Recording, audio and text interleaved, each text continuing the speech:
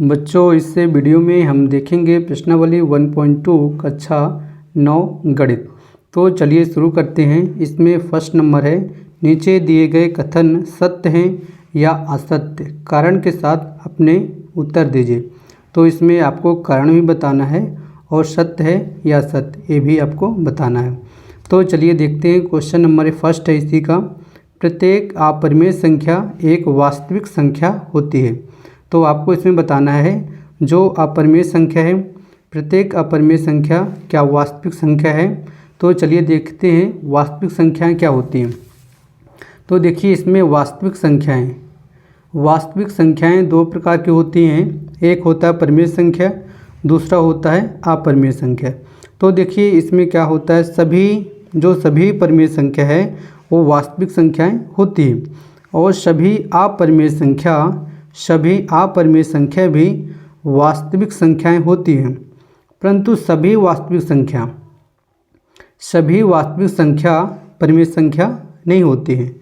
सभी वास्तविक संख्याएं अपरिमेय संख्या नहीं होती हैं, बल्कि परिमेय और अपरिमेय सभी परिमेय संख्याएं और सभी अपरिमेय संख्याएं वास्तविक संख्याएं होती हैं। ठीक है। तो देखिए इसमें क्या पूछा गया है, प्रत्येक अपरिमेय संख्या एक वास्तविक संख्या है। देखिए प्रत्येक अपरिमेय संख्या एक वास्तविक संख्या है, तो इसलिए आप कर सकते हैं इसमें ये सत्य है, क्योंकि वास्तविक संख्याओं के संग्रह में अपरिमेय संख्या आती हैं। ओके। अब देखिए इसमें दूसरा है, संख्या रेखा का प्रत्येक बिंदु देखिए संख्या रेखा का प्रत्येक बिंदु √m, मतलब इस √ का मतलब होता है वर्गमूल के रूप में होता है, जहाँ m एक क्या है, प्राकृतिक संख्या है। तो इसमें देखिए क्या संख्या रेखा का प्रत्येक बिंदु √m के रूप का होता है, जहाँ m क्या है, m एक प्राकृतिक संख्या है, m एक प्राकृतिक संख्या है। तो चलिए देखते हैं, इसको समझते हैं अच्छे से। तो देखिए इसमें क्या है, एक संख्या रेखा हम पहले से बना लिए हैं। संख्या रेखा में क्या होता है, यहाँ पास होता है 0, फिर यहाँ पास जो संख्याएं होती है इस तरफ प्लस का 1 होता है, प्लस का 2, प्लस का 3, प्लस का 4, ऐसे अनंत तक संख्याएं चलती हैं।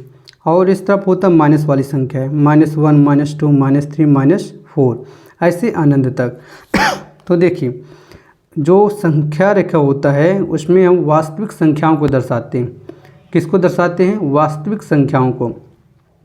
वास्तविक संख्याएं मीन्स परिमेय संख्या और अपरिमेय संख्या। देखिए इसमें क्या बोला गया है, जो संख्या रेखा का प्रत्येक बिंदु √m के रूप में होता है क्या। तो देखिए m का मान लीजिए हम लेते हैं यहाँ पास √m है, तो m का मान हम लेते हैं 1, तो इसका मान क्या हो जाएगा, 1। देखिए यहाँ पास मान लीजिए ये जो क्या है, क्या ये परिमेय संख्या, क्या है, ये परिमेय संख्या है। जैसे मान लीजिए हम यहाँ पास लेते हैं m का मान 2 लेते हैं, तो √2, और ये क्या है, अपरिमेय संख्या, क्या है, अपरिमेय संख्या। ओके। √3 भी क्या है, ये भी अपरिमेय संख्या, क्या है, और √4 इसमें क्या है, ये क्या है, ये परिमेय संख्या, ये अपरिमेय है और ये परिमेय संख्या है। देखिए अब इसमें आपको इसे मान लीजिए हम यहाँ पास लेते हैं √-1। देखिए इसमें क्या होता है, √-1 है और ये संख्याएं क्या होती, ना तो परिमेय संख्या होती हैं ना अपरिमेय संख्या। जहाँ पास √ के अंदर माइनस लग जाता है तो वो संख्याएं क्या हो जाती हैं, वो संख्याएं काल्पनिक संख्याएं हो जाती हैं। तो इसलिए यह क्या है, ये असत्य है, क्या है, असत्य है। जैसे -√, यहाँ पास ले ली -√2, तो क्या है, एक काल्पनिक संख्या है, -√3। ये वाली संख्याओं को तो ले सकते हैं, परंतु ये वाली संख्याएं क्या हो जाएंगी, आप काल्पनिक संख्याएं हो जाएंगी। इसलिए इसमें लिखेंगे आप लोग असत्य है, क्योंकि संख्या रेखा का प्रत्येक बिंदु संख्या रेखा का प्रत्येक बिंदु √m के रूप का नहीं होता है। ऐसा आपको राइट करना है इसमें। देखिए इसमें तीसरा है, प्रत्येक वास्तविक संख्या एक अपरिमेय संख्या होती है, इसको आपको बताना है। तो इसमें देखिए वास्तविक संख्या क्या होती है। वास्तविक संख्या दो प्रकार की होती है, परिमेय संख्या, एक अपरिमेय संख्या। तो सभी परिमेय और सभी परिमेय और सभी अपरिमेय संख्याएं क्या होती हैं, वास्तविक संख्याएं होती हैं। परंतु सभी वास्तविक संख्याएं ना तो परिमेय संख्या होती है और सभी वास्तविक संख्याएं ना ही अपरिमेय संख्या होती हैं। तो देखिए इसमें क्या पूछा गया, सभी प्रत्येक मतलब सभी वास्तविक संख्या एक परिमेय संख्या होती है। तो सभी वास्तविक संख्याएं एक परिमेय संख्या नहीं होती हैं, ना ही अपरिमेय संख्या होती है। तो इसमें आपको राइट करना है ये असत्य है, क्योंकि प्रत्येक वास्तविक संख्या एक अपरिमेय संख्या नहीं होती है। ऐसे आपको कारण भी इसमें राइट करना है। चलिए देखते हैं इसमें क्वेश्चन नंबर 2। क्या सभी धनात्मक पूर्णांकों के वर्गमूल अपरिमेय होते हैं? यदि नहीं तो एक ऐसी संख्या के वर्गमूल का उदाहरण दीजिए जो एक परिमेय है। आपको इसमें बताना है धनात्मक पूर्णांक मतलब होता है +1 +2 +3 ऐसे +4 +5, ये होते धनात्मक पूर्णांक के वर्गमूल अपरिमेय होते हैं। यदि नहीं तो इस एक ऐसी संख्या के वर्गमूल का उदाहरण दीजिए जो एक परिमेय है। ओके, तो चलिए इसको समझते हैं हम। इसको समझते हैं अब। देखिए यहाँ पास है √1 एक का वर्गमूल। इसमें क्या पूछा है, धनात्मक पूर्णांक के वर्गमूल। तो धनात्मक पूर्णांक हम एक ले लिए और इसका वर्गमूल मतलब होता है √। क्या होता है, √। तो देखिए एक का वर्गमूल क्या होता है, एक होता है। और यहाँ पास जो कि एक क्या है, एक परिमेय संख्या, क्या है, परिमेय संख्या है। √2 इसका वर्गमूल क्या होता है, इसका भी 2 ही राइट कर दीजिए, क्योंकि इसका परफेक्ट वर्गमूल नहीं है। 2 जो है परफेक्ट वर्ग नहीं है। ओके, परफेक्ट स्क्वायर नहीं है, इसलिए यह क्या है, अपरिमेय संख्या है। इसको रूट से हम बाहर नहीं निकाल सकते हैं, इसलिए क्या है, यह अपरिमेय संख्या है, अपरिमेय संख्या। देखिए √3 ये भी क्या है, ये 3 जो है परफेक्ट स्क्वायर नहीं है, पूर्ण वर्ग नहीं है, इसलिए यह भी क्या है, यह भी अपरिमेय संख्या है। ओके, देखिए √4 को हम लिख सकते हैं 2 × 2। तो 2 एक इसमें से क्या हो जाएगा, एक बाहर आ जाएगा। तो √4 एक परफेक्ट स्क्वायर है, मतलब पूर्ण वर्ग है। यह क्या है, एक परिमेय संख्या है। क्या है, एक परिमेय संख्या है। तो देखिए सभी धनात्मक पूर्णांक के वर्गमूल अपरिमेय होते हैं, तो ऐसा नहीं है। इसमें सभी धनात्मक पूर्णांक के वर्गमूल अपरिमेय नहीं होते हैं। तो ओके, तो इसमें लिखेंगे आप सभी धनात्मक पूर्णांक के वर्गमूल केवल अपरिमेय संख्या नहीं होते हैं, इसलिए कथन जो है क्या है, असत्य है। और इसके उदाहरण आपको देना है। उदाहरण इसमें क्या हो जाएगा, √1 √4 और √ ऐसे 9 भी होता है, क्योंकि 9 किसका वर्ग होता है, 3 का। तो यहाँ आ जाएगा 3, तो 9 का वर्गमूल क्या हो जाएगा, 3। ओके, तो इसमें हो जाएगा √1। और दूसरा उदाहरण इसमें एक बोला हम, 2 3 इसके एग्जाम्पल दे सकते हैं। ओके, √1 √2, यहाँ हो जाएगा √3। चलिए अब देखते हैं क्वेश्चन नंबर 3। देखिए इसमें है, तीसरा क्वेश्चन है आपका, दिखाइए कि संख्या रेखा पर √5 को किस प्रकार निरूपित किया जा सकता है।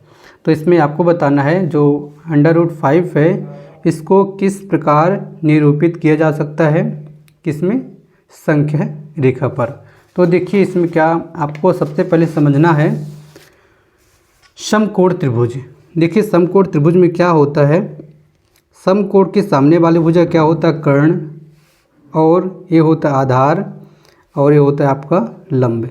तो आपको इसमें बताना है √5 जो कर्ण है, ये √5 यहाँ पास क्या है, कर्ण है। तो कर्ण √5 कैसे आएगा? आधार को क्या माने और लंब को क्या माने कि कर्ण जो आपका है √5 आए। तो हम इसमें आधार को मान लेते हैं 2 और इसमें लंब को मान लेते हैं 1। चलो ये अपने से हम माने हैं। अब देखते हैं क्या आधार को 2 मानने से और लंब को 1 मानने से क्या कर्ण आपका √5 आता है? क्या √5 आता है? यदि आ जाएगा तो इसके आधार पर हम संख्या रेखा पर √5 को प्रदर्शित कर सकते हैं। देखिए कर्ण बराबर क्या हो जाएगा? कर्ण का स्क्वायर।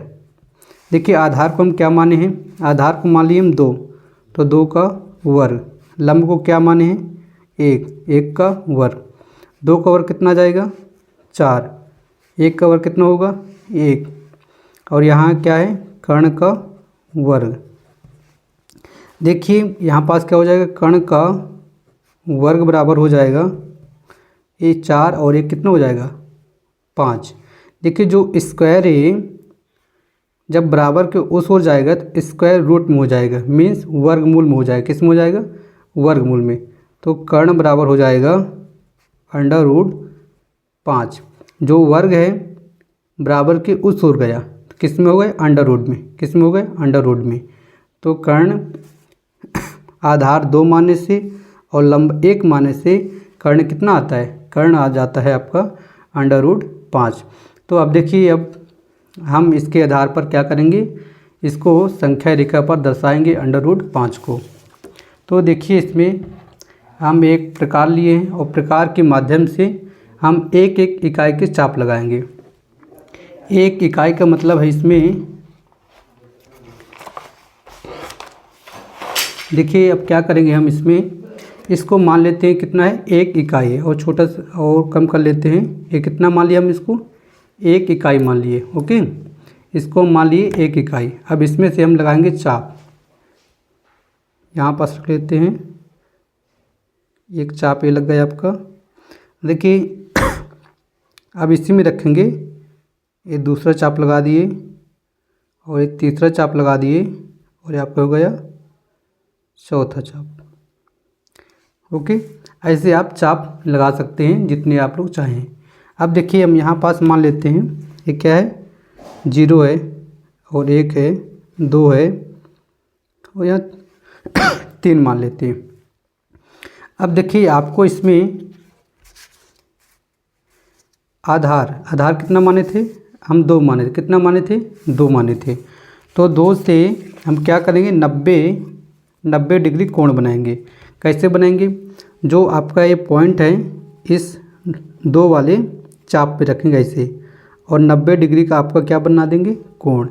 तो बना दीजिए ऐसे। हम यहाँ पर डॉट रखेंगे और 90 एक लाइन ऐसे खींच देंगे। ओके, तो खींच दिए हम एक लाइन। इसको भी आप यदि चाहें तो इसमें से ही कर सकते हैं, पेन से खींच सकते हैं आप। ओके, देखिए 90 डिग्री का एक हम यहाँ कोण बना दिए। अब देखिए हम इसमें लंब क्या माने थे? लंब हम माने थे केवल 1। कितना माने थे? 1। तो 1 यूनिट का आपको 1 इकाई का इसमें 2 से ही क्या करना है? यहाँ लंब में आपको चाप लगाना है। कितने का? केवल 1 इकाई चाप लगाना आपको। ओके, अब देखिए आप आधार कितना माने थे? 2। तो 1 इकाई 0 से 1 तक 1 इकाई हो गया। 1 से 2 तक कितनी इकाई हो गए? 2 इकाई। तो यहाँ से अब इसको आप ऐसा कीजिए, इसको मिला दीजिए। 0 से इसको आप मिला दीजिए ऐसे, ये मिला दिए। अब आपको ये जो प्राप्त हुआ है ये क्या है? √5, क्योंकि यहाँ पास कितनी इकाई है? 2 और यहाँ पास लंब कितना है? 1। तो इस तरह कितना आएगा यहाँ पास? 5। परंतु आपको संख्या रेखा पर बताना है तो यहाँ पास क्या करेंगे? आप अपने ये जो प्रकार है इसकी नोक को आप लोग यहाँ पास रखेंगे 0 के पास। तो 0 के पास रखें और इसको आगे तक बढ़ाएंगे ऐसे और यहाँ तक ले जाएंगे। जहाँ पास लंब में 1 इकाई माने तो वहाँ तक ले जाएंगे और ऐसे क्या करेंगे?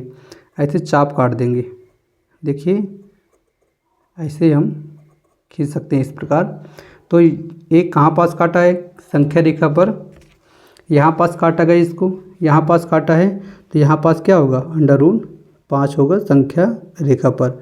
ओके, तो इस प्रकार आप बना सकते हैं। अब अगली वीडियो में हम देखेंगे प्रश्नावली 1.3। धन्यवाद।